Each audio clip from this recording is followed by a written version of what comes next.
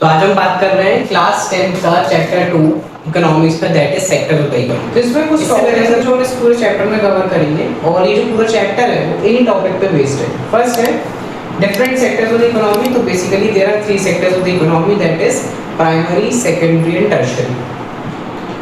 Second है comparing the three sectors. हम देखेंगे तीनों सेक्टर्स के बारे में कि कौन सा ऐसा सेक्टर है जो ज़्यादा कंट्रीब्यूट कर रहा है इकोनॉमी में, कौन सा ऐसा सेक्टर है जो कम कंट्रीब्यूट कर रहा है। हिस्टोरिकल चेंज इन सेक्टर्स पहले देखें तो लोग है ना प्राइमरी में ज़्यादा एंगेज थे, अब धीरे धीरे करके एक शिफ्ट हो रहा है टुवर्ड्स टर्शियरी सेक्टर। तो हिस्टोरिकल चेंज में यही बात करेंगे कि कैसे लोग प्राइमरी से टर्शियरी की तरफ मूव ऑन कर रहे हैं। नेक्स्ट है rising importance of tertiary sector. कौन कौन से ऐसे फैक्टर्स हैं जो रिस्पॉन्सिबल है for the rising of tertiary sector, कैसे कौन कौन से फैक्टर्स हैं जिस कारण आज टर्शियरी सेक्टर की डिमांड बढ़ रही है। नेक्स्ट है employment of people in different sector. तो बेसिकली ये रेशियो एस्पेक्ट है कि किस सेक्टर्स में कितने लोग एंगेज हैं। How to create more employment, आप कैसे एम्प्लॉयमेंट रेट जो है वो इंक्रीज कर सकते हैं। तो इसके लिए आपने शायद 9th क्लास में मनरेगा नाम का एक स्कीम पढ़ा हुआ जो गवर्नमेंट इनिशिएट करती है। नेक्स्ट है different sectors on the basis of the employment. तो एम्प्लॉयमेंट के बेसिस पे हमने दो सेक्टर्स क्लासिफाई करें, that is organised and unorganised. क्या होते हैं organised and unorganised, later we discuss. Next है how to protect workers in the unorganised sectors, कि अनऑर्गेनाइज्ड सेक्टर्स में जो वर्कर्स काम कर रहे हैं उनको कैसे प्रोटेक्ट किया जाए, क्योंकि कहीं ना कहीं उनके साथ मिसबिहेव, सैलरी इशू, ठीक है, ऑफ मतलब बहुत सारी ऐसी प्रॉब्लम्स हैं जो उनको फेस करनी पड़ती है। और लास्ट टॉपिक जो हम इसमें पढ़ेंगे that is different sectors on the basis of ownership. Ownership के बेसिस पे हमने दो सेक्टर्स क्लासिफाई करे, that is private and public. ये कुछ टॉपिक्स हैं जो इस चैप्टर में कवर करेंगे और पूरा ही चैप्टर इन टॉपिक के ऊपर बेस्ड है। बहुत ईजी चैप्टर है, इजीली आपको समझ आ जाएगा। ठीक है, ये समझ आ गया, स्टार्ट करें, चलो। हम स्टार्ट करते हैं first topic of this chapter, that is sectors.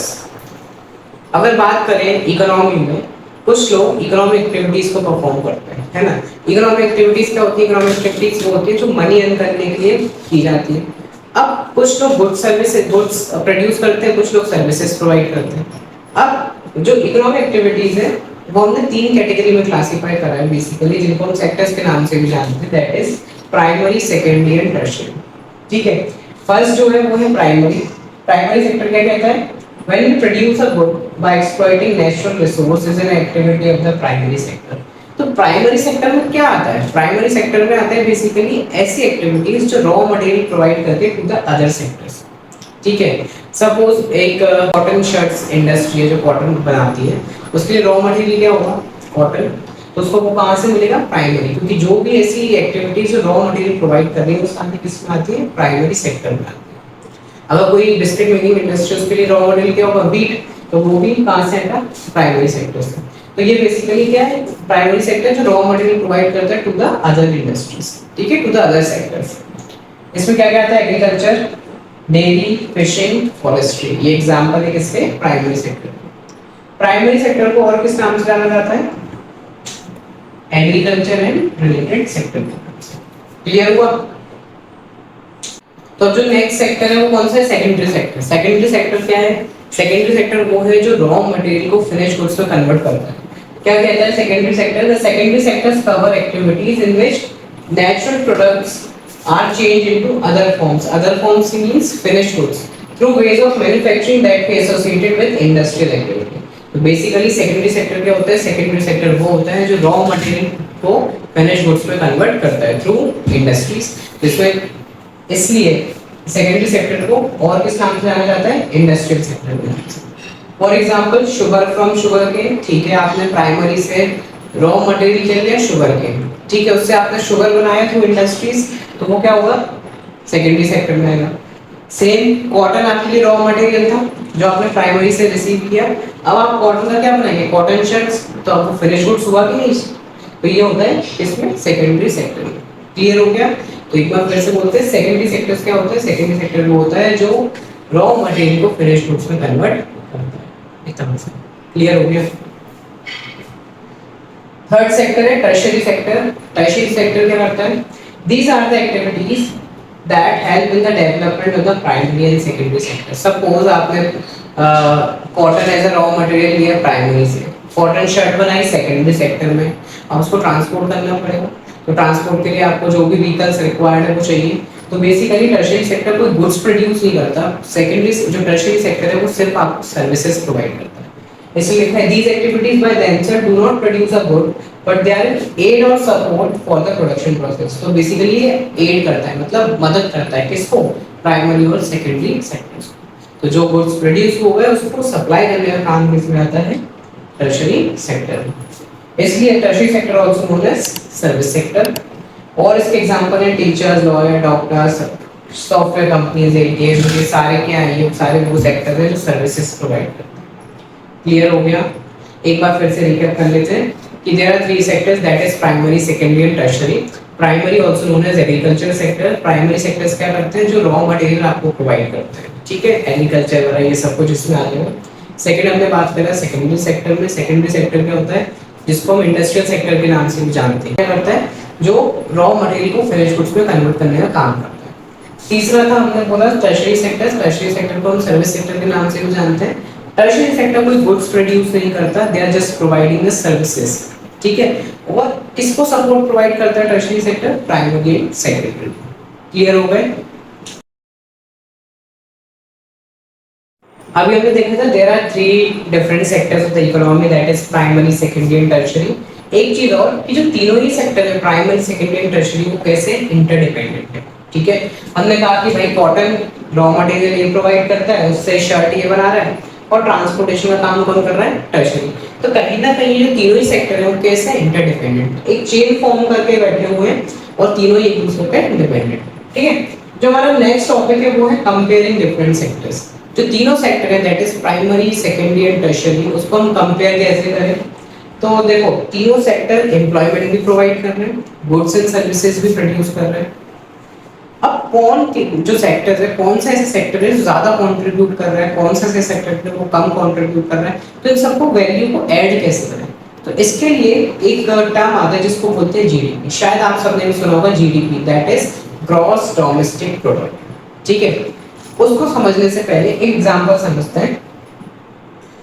एक फार्मर है जिसको अपना वीट सेल करना है, कुछ भी ले सकते हैं, वीट, राइस, सपोज वीट लिया है। अगर वीट सेल करना है किसको, एक मिल को, ठीक है।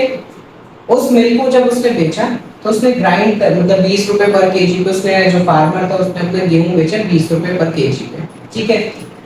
इस मिल ने, फ्लोर मिल जो होती है आटा चक्की, उसने इसको आटे में कन्वर्ट करा और किसको सेल करा, एक बिस्किट मेकिंग इंडस्ट्री। कितने रुपए पे, 25 रुपए पर केजी पे, ठीक है। अब जो बिस्किट मेकिंग इंडस्ट्री है उसने फाइनली बिस्किट्स बना के किसको सेल करा, कंज्यूमर को, एक पैकेट 40 रुपीस। तो फाइनल प्राइस क्या हुई, फाइनल गुड्स क्या बन गया है हमारे पास, बिस्किट्स।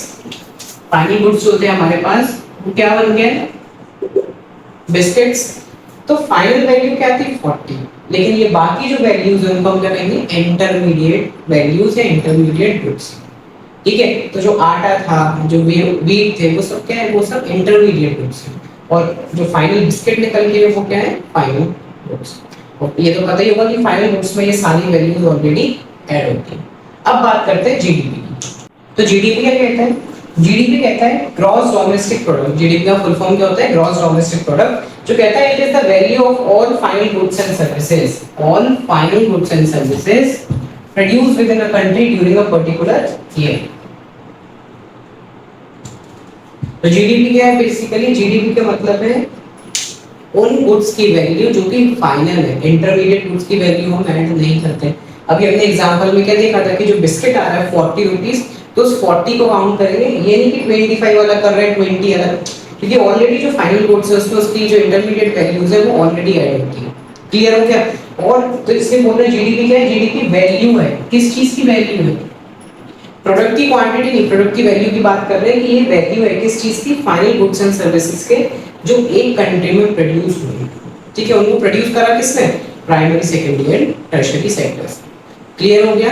क्या है जीडीपी, जीडीपी का है मतलब कि भाई जो भी तीनों सेक्टर हैं that is primary, secondary and tertiary, वो कितना final goods and services produce कर रहा है एक साल में, ठीक है। तो जो final goods and services produce कर रहा है उसकी वैल्यू ऐड होती है इसमें, जीडीपी। क्लियर हो गया? और अभी सबसे आगे जीडीपी के मामले में कौन है, यूएसए। है ना। इंडिया के 6 नंबर पे है जीडीपी के। पक्का क्लियर हो गया। सो next topic is rising importance of tertiary sector कि कौन कौन से ऐसे रीजन है जिस कारण जो टर्शियरी सेक्टर है वो ग्रो हो रहा है। तो देखें अगर 1973 टू 1974 के टाइम पे देखें तो जो पॉपुलेशन थी वो सबसे ज्यादा कहाँ पे एंगेज थी, प्राइमरी सेक्टर में, ठीक है। लेकिन 2013-14 के अकॉर्डिंग देखें तो पॉपुलेशन एक शिफ्ट हुई है कहाँ से, प्राइमरी से टर्शियरी सेक्टर पे। और आज के टाइम पे प्रोडक्शन जो सबसे ज्यादा कौन सा दे रहा है, टर्शियरी सेक्टर। वैसे कौन कौन से रीजन है जिस कारण जो टर्शियरी सेक्टर है वो इतना डिमांडिंग है। फर्स्ट पॉइंट बात करता है government has to take the responsibility for providing basic services such as hospital, education, post and telegraph service, police station, bank and transport. कुछ ऐसी सर्विसेज हैं, these are the basic services जो हर individual को required होती है। और इसकी रिस्पांसिबिलिटी किसके पास है प्रोवाइड करने की, गवर्नमेंट के पास। तो गवर्नमेंट जैसे जैसे इन एक्टिविटीज को डेवलप करेगी वैसे वैसे जो डिमांड है ऑफ टर्शियरी सेक्टर वो इंक्रीज होगी। क्लियर हुआ। सेकंड रीजन है demand for agriculture and industry की lead to the development of the service sector such as transport, trade and storage. कि जैसे जैसे प्राइमरी और सेकेंडरी सेक्टर बढ़ेंगे demand for tertiary sector automatically rises. हमने देखा था अभी इससे पहले कि जो प्राइमरी, सेकेंडरी और टर्शियरी है वो तीनों सेक्टर्स कैसे हैं, इंटरडिपेंडेंट, ठीक है। तो इसलिए जैसे जैसे प्राइमरी और सेकेंडरी बढ़ते हैं मतलब ग्रो होते हैं वैसे वैसे टर्शियरी सेक्टर भी डिमांड में आता है, ग्रो करने स्टार्ट होता है। Third reason है with the increase in the income level, people start demanding many more services like tourism, private school, private hospital, shopping।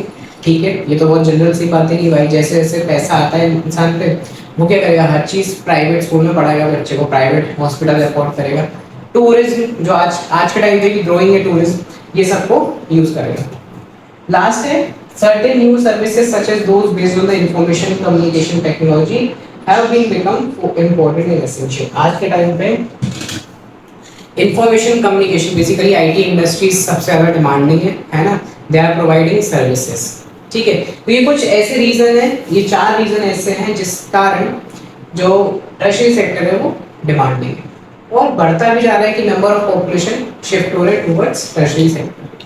Question आ जाता है direct, explain the rising importance of tertiary sector, what are the reason behind increasing the tertiary. मतलब कुछ भी question बना के इस पे आ सकता है, लॉन्ग क्वेश्चन या शॉर्ट क्वेश्चन कुछ भी आ सकता है, ठीक है। So next topic is how to create more employment कि भाई एम्प्लॉयमेंट रेट आप कैसे इंक्रीज कर सकते हैं। फर्स्ट पॉइंट बात करता है चीप क्रेडिट फैसिलिटी की कि आप उनको चीप क्रेडिट्स प्रोवाइड करवाओ जिससे कि जो फार्मर्स है वो इजीली अपनी जो फार्मिंग एक्टिविटीज है वो रन कर सके। तो क्या कहता है first point, cheap credit facility should be provided to small farmers for buying seeds, fertilisers, equipments, pump set, irrigation facility.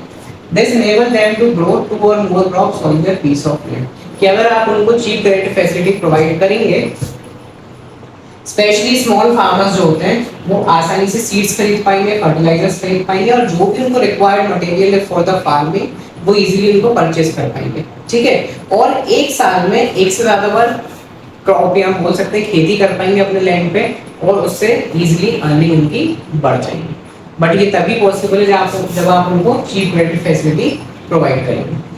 Second आता है setting up industries in the semi rural areas where a large number of people may be employed. आप industry set करिए कहाँ पे, semi rural areas में, जिससे कि number of people को एम्प्लॉयमेंट मिलेगा, मतलब नंबर ऑफ पीपल बढ़ेंगे किसमें, एम्प्लॉयमेंट में, और वो अपना जो भी बेसिक नीड्स है वो फुलफिल कर पाएंगे। थर्ड है creating jobs in the health and education sector कि भाई जॉब्स बढ़ाओ कहाँ पे, एजुकेशन और हेल्थ सेक्टर में। नेक्स्ट है प्रमोट्स टूरिज्म, टूरिज्म जितना आप प्रमोट करेंगे उससे भी लोगों को जॉब मिलेगा। और लास्ट बात करता है government investment in roads and transport, boost trade, create jobs and connect villages to development. अगर गवर्नमेंट कंस्ट्रक्शन वगैरह पे इन्वेस्ट करेगा तो उससे क्या होगा, मजदूर जो वर्कर्स होते हैं उनको भी रोजगार मिलेगा, साथ ही साथ जो शहरों की रोडें हैं वो गाँव से कनेक्ट होंगी और गाँव का इससे डेवलपमेंट होगा, ठीक है। ये 5 पॉइंट है जो बात करते हैं किसके रिगार्डिंग कि कैसे हम एम्प्लॉयमेंट रेट बढ़ा सकते हैं।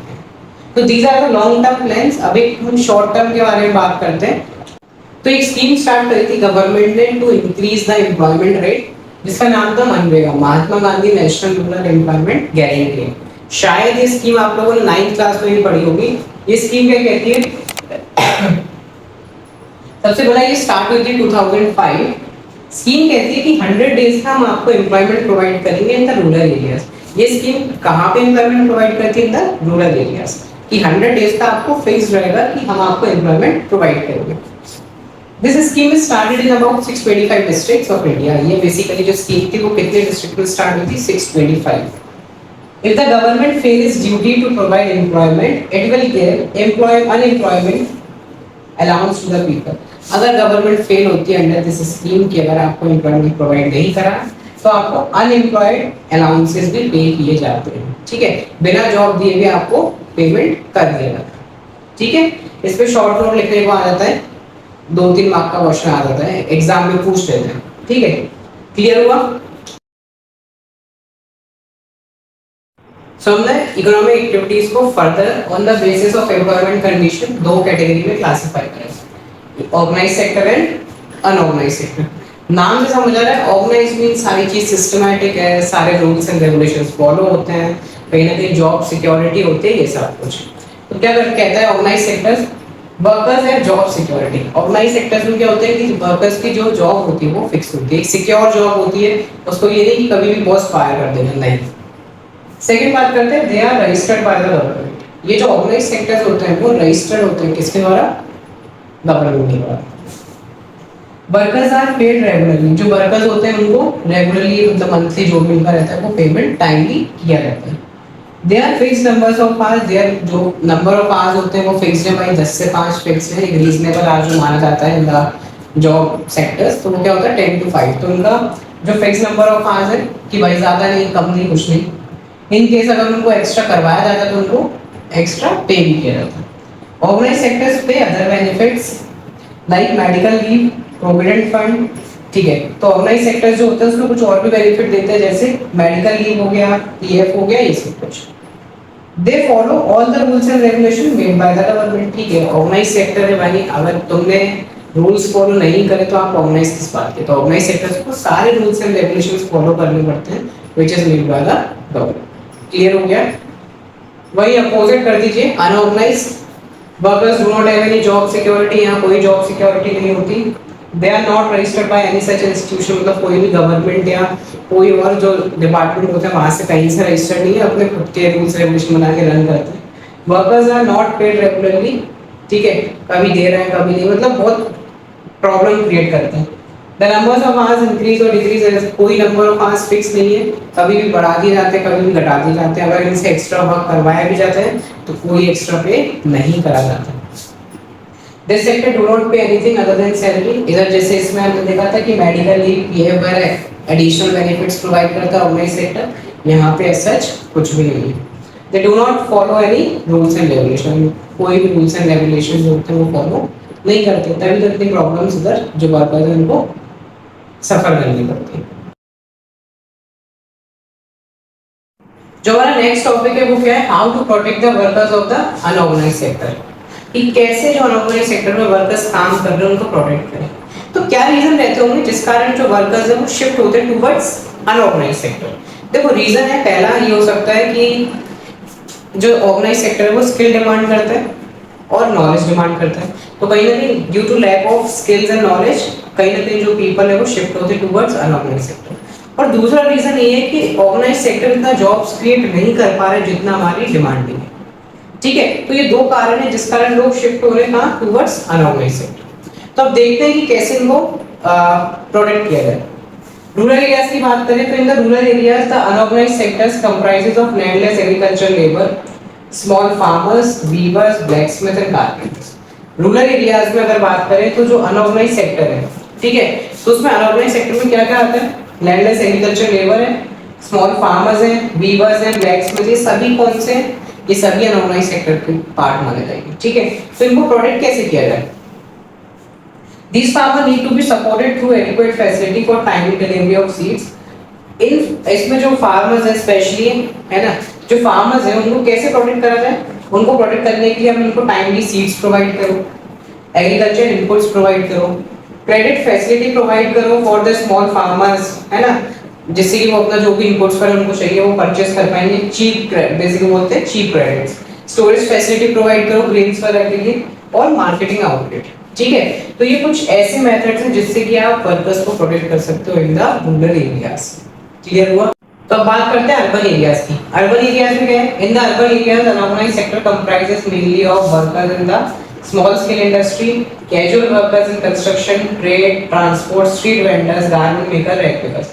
अर्बन एरियाज में ऐसे कौन कौन से लोग हैं जो अनऑर्गेनाइज्ड सेक्टर में काम कर रहे हैं? तो ये सारे कौन से? स्मॉल इंडस्ट्रीज में, जो स्मॉल स्केल इंडस्ट्रीज में जो काम कर रहे हैं, casual workers in construction, trade में जो काम कर रहे हैं, ट्रांसपोर्ट में जो काम कर रहे हैं, स्ट्रीट वेंडर्स हो गए, गारमेंट मेकर्स एंड रेक्टिवर्स, these all are come under the unorganized sectors in the urban areas। ठीक है, इनको प्रोटेक्ट करने के लिए गवर्नमेंट क्या कर सकती है? गवर्नमेंट स्मॉल स्केल इंडस्ट्रीज को सपोर्ट प्रोवाइड कर सकती है। कैसे?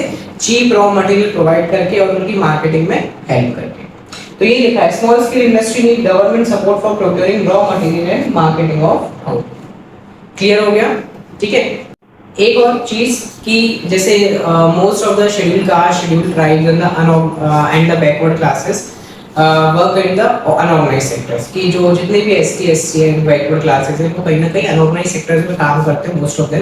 तो उनको भी कहीं ना कहीं एक टाइप का सोशल डिस्क्रिमिनेशन फेस करना पड़ता है। तो हमें कहीं ना कहीं डेवलपमेंट करना है अनऑर्गेनाइज्ड सेक्टर के लोगों का, दोनों में, इकोनॉमिक डेवलपमेंट भी as well as social development. ठीक है, क्लियर हो गया? आते हैं नेक्स्ट टॉपिक डिस्कस। हमने इकोनॉमिक एक्टिविटीज को फर्दर क्लासिफाई करा on the basis of ownership. तो ओनरशिप के बेसिस पे हमने दो कैटेगरीज में एक्टिविटीज को क्लासिफाई करा, that is private sector and public sector. क्या कहते हैं private sector? The main aim of this sector is to earn maximum profit. भाई इसका जो मेन ऑब्जेक्टिव है वो क्या है? प्रॉफिट अर्न करना। ठीक है। Second it is control and manage by the individual और ग्रुप ऑफ इंडिविजुअल। ये किसके द्वारा कंट्रोल या मैनेज की जाती है? एक सिंगल पर्सन या फिर ग्रुप ऑफ इंडिविजुअल्स के द्वारा इसको रन या ऑपरेट किया जाता है। फॉर एग्जांपल रिलायंस, टिस्को क्या है? Tata iron steel company limited, Dabur, ये सारी कौन सी है? ये सारी प्राइवेट कंपनी है। ठीक है। अब आता है पब्लिक। जस्ट अपोजिट करना है कि इसका जो मेन एम है वो क्या है? बेसिकली पब्लिक वेलफेयर, समाज का जितना भला हो सके उतना ये भला करते हैं रीजनेबल रेट पे हर सामान को प्रोवाइड करके। सेकंड है it is control and manage by the government. ठीक है, पब्लिक सेक्टर्स किसके द्वारा रन किया जाता है? गवर्नमेंट। इसके एग्जांपल है लाइक इंडियन रेलवे है, पोस्ट ऑफिस है। तो ये एग्जांपल्स किसके? पब्लिक सेक्टर के। तो ये हमारा लास्ट टॉपिक था चैप्टर का। ठीक है, एक चीज और कि गवर्नमेंट की रिस्पांसिबिलिटी है कि हम गवर्नमेंट को टैक्सेस पे कर रहे हैं, तो गवर्नमेंट की भी एक रिस्पांसिबिलिटी है कि वो हमें कुछ ना कुछ इन रिटर्न प्रोवाइड करे। ठीक है। अब अगर बात करें तो गवर्नमेंट हमें क्या क्या प्रोवाइड कर रही है? पानी है, ठीक है, वाटर है, इलेक्ट्रिसिटी है, हेल्थ है, एजुकेशन है, ये कुछ फैसिलिटीज है जो गवर्नमेंट हमें प्रोवाइड कर रही है एट द रीजनेबल कॉस्ट। लेकिन क्या ये फैसिलिटीज प्राइवेट सेक्टर प्रोवाइड नहीं कर सकता? कर सकता है, लेकिन प्राइवेट सेक्टर का मेन ऑब्जेक्टिव क्या है? प्रॉफिट अर्न करना। तो कहीं ना कहीं अगर वो आपको कुछ चीज सप्लाई करेगा भी तो वो कैसे करेगा? High rate.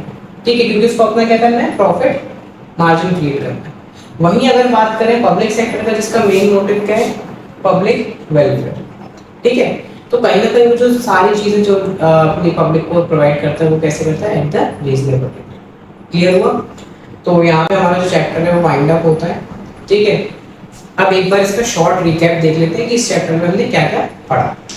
तो देखो इसमें हमने क्या क्या पढ़ा था। सबसे पहले स्टार्ट करा जब there are three types of sector, that is primary, secondary and tertiary.